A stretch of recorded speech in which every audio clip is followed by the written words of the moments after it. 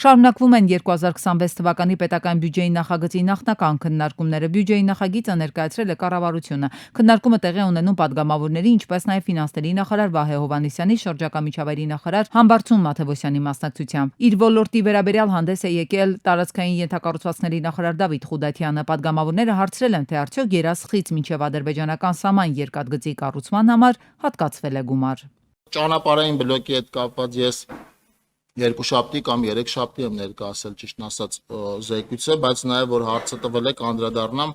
թրիփի հետ կապված քննարկում ենք ֆինանսավորման հետ կապված տարբերակով եւ ոչ միայն, այսինքն այստեղ ամբողջությամբ այս ծրագիրը քննարկման փուլում է դրա հետ կապված այս բանի նորություն որպես այդպեսին, քանի քննարկումը չի ավարտվել, չեմ կարողանալու ասել։